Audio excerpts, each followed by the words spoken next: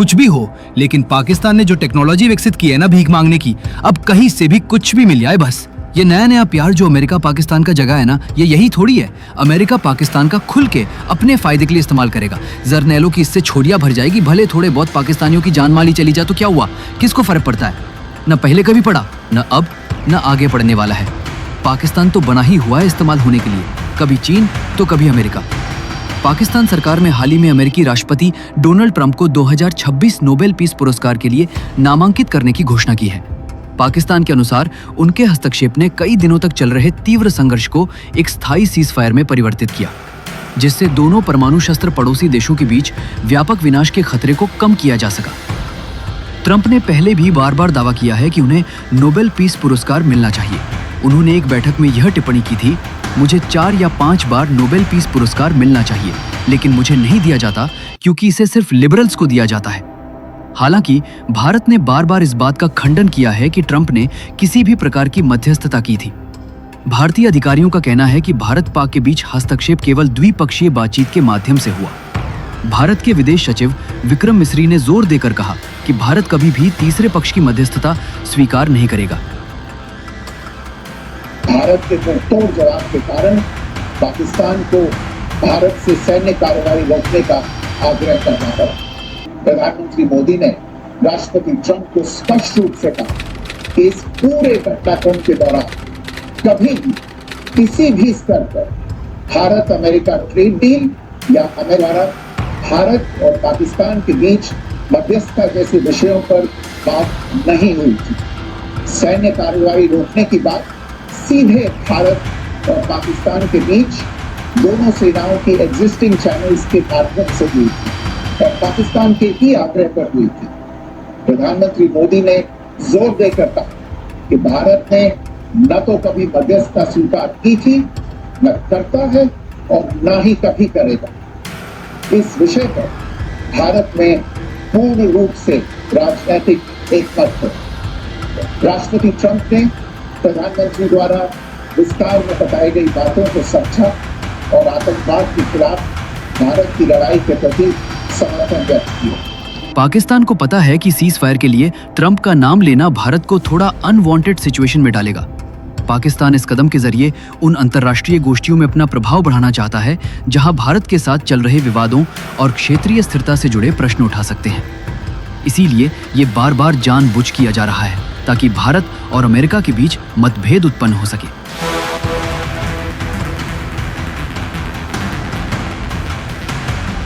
एक हालिया रिपोर्ट में financial action task force FATF ने पाकिस्तान के खिलाफ कड़ा रुख अपनाया है। रिपोर्ट में बताया गया है कि पाकिस्तान ने मिसाइल उपकरण खरीदने के लिए आपूर्ति दस्तावेजों में गड़बड़ी करते हुए डुअल यूज आइटम्स, दोनों नागरिक और सैन्य उपयोग की वस्तुएं को गलत तरीके से घोषित किया है। इस धोखाधड़ी के जरिए पाकिस्तान की नेशनल डेवलपमेंट कॉम्प्लेक्स NDC, जो कि देश के बैलिस्टिक मिसाइल विकास कार्यक्रम में महत्वपूर्ण भूमिका निभाती है, ऐसे संबद्ध क्रिटिकल मिसाइल घटकों को छुपाया गया। रिपोर्ट के अनुसार फरवरी 2020 में एक हांगकांग फ्लैग्ड वेसल दा चुई यून, जिसने जियांगिन चाइना से रवाना होकर पोर्ट कासिम कराची की ओर प्रस्थान किया था, को गुजरात के कंडला पोर्ट पर भारतीय कस्टम अधिकारियों द्वारा रोका गया। जांच के दौरान साफ सामने आया कि जहाज के साथ भेजे जाने वाले सेंसिटिव आइटम्स को गलत तरीके से ऑटोक्लेव्स के रूप में दर्ज किया गया था। भारतीय अधिकारियों ने प्रमाणित किया कि ये autoclave missile motor components, high energy materials और केमिकल कोटिंग के काम आते हैं और ये वस्तुएं missile technology control regime India और अन्य संबंधित एक्सपोर्ट कंट्रोल लिस्ट्स में शामिल हैं। रिपोर्ट में बताया गया है कि दस्तावेजों में की गई गलत घोषणाओं से ये साबित होता है कि पाकिस्तान ने अंतर्राष्ट्रीय मानकों का उल्लंघन किया है। रिपोर्ट में NDC का सीधा उल्लेख किया गया है, जिससे पता चलता है कि मिसाइल तकनीक के लिए जरूरी उपकरणों का उद्देश्य छुपाया गया था। रिपोर्ट में ये भी जोर दिया गया है कि जिस तरह से सेंसिटिव मिसाइल कंपोनेंट्स को गलत घोषित करना संभव हो पाया, उससे वैश्विक सुरक्षा पर गंभीर प्रश्न उठते हैं। साथ ही FATF ने कहा है कि ये स्थिति आतंकवाद के आर्थिक आधार को मजबूत करने का जरिया बन सकती है, क्योंकि बिना पारदर्शिता के वित्तीय प्रवाह से स्टेट स्पॉन्सर्ड टेरर नेटवर्क्स में वृद्धि हो सकती है। इस खुलासे के बाद भारत की नज़र FATF की अगली बैठक पर पड़ी है, जिससे भारत इस रिपोर्ट को अपना डॉसियर बनाने के लिए इस्तेमाल कर सकता है। रिपोर्ट के मुताबिक भारत उम्मीद कर रहा है कि इन खुलासों के आधार पर पाकिस्तान को FATF की ग्रे लिस्ट में वापस फंसा दिया जाएगा। इसे ग्रे लिस्ट में रखने से पाकिस्तान पर वित्तीय निगरानी और कड़े प्रतिबंध लग सकते हैं, जिससे विदेशी निवेश, पूंजी प्रवाह और व्यापार पर भी गंभीर प्रभाव पड़ सकता है। ये कदम पिछले कुछ वर्षों में पाकिस्तान के खिलाफ लगाए गए प्रतिबंधों और उसके अत्यधिक स्टेट स्पॉन्सर्ड टेररिज्म समर्थन पर भी ध्यान केंद्रित करता है। पाकिस्तान अब तक 3 बार ग्रे लिस्ट में रहा है और सबसे हालिया ग्रे लिस्टिंग की सजा 2018 में दी गई थी, जिसे 2022 में हटाया गया था।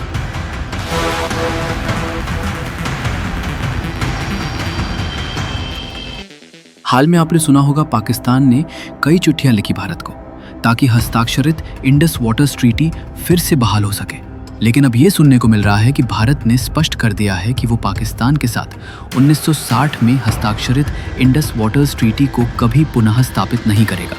केंद्रीय गृह मंत्री अमित शाह ने जोर देकर कहा कि भारत अब अपने हिस्से का पानी पूरी तरह से अपने अंदर उपयोग करेगा और एक 113 किलोमीटर लंबी नहर परियोजना की तैयारी की जा रही है, जिसके तहत जम्मू कश्मीर के अतिरिक्त पानी को पंजाब, हरियाणा और राजस्थान में वितरित किया जाएगा।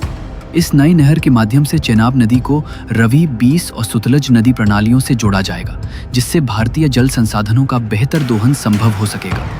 शाह ने आगे कहा कि हम पानी को उसी अधिकार में बांटेंगे जो वास्तव में भारत का है और इस तरह पाकिस्तान को पानी के क्षेत्र में हद से अधिक लाभ मिल रहा है, जिसे अब भारत अनुचित मानता है। पाकिस्तान ने फिर से अपना वही राग लापा। पाकिस्तानी विदेश मंत्रालय के प्रवक्ता ने कहा कि इंडस वाटर्स ट्रीटी एक अंतर्राष्ट्रीय समझौता है और इसे एक तरफा रोकना या निलंबित करना वैध नहीं है। खोखली धमकी देते हुए कहा, यदि भारत पानी रोकता है तो इसे युद्ध का कार्य माना जाएगा, क्योंकि ये समझौता दोनों पक्षों के बीच पारस्परिक सहमति पर आधारित है, जिसमें किसी भी देश के एक तरफा निर्णय लेने की गड़बड़ी की गुंजाइश नहीं होती। इनको अब नहाने का तो छोड़ो, लगता है धोने को भी नहीं मिल रहा है।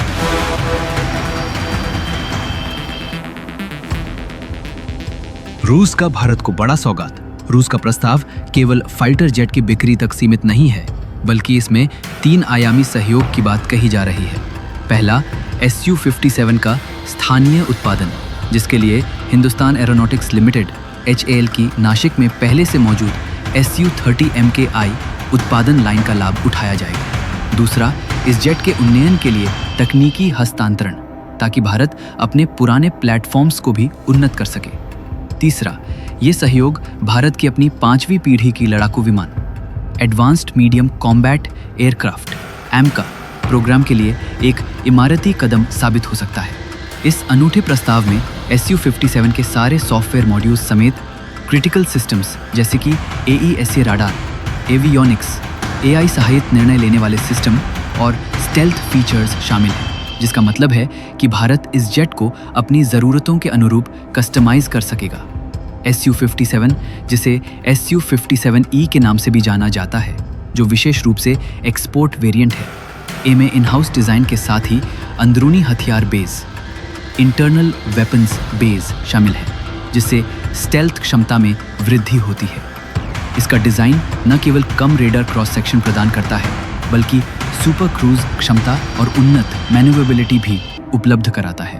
भारत की रक्षा विशेषज्ञों का मानना है कि इस फाइटर के साथ देश न केवल अपने मौजूदा वायु शक्ति में सुधार कर सकेगा, बल्कि क्षेत्रीय सुरक्षा संतुलन में भी अहम भूमिका निभाएगा।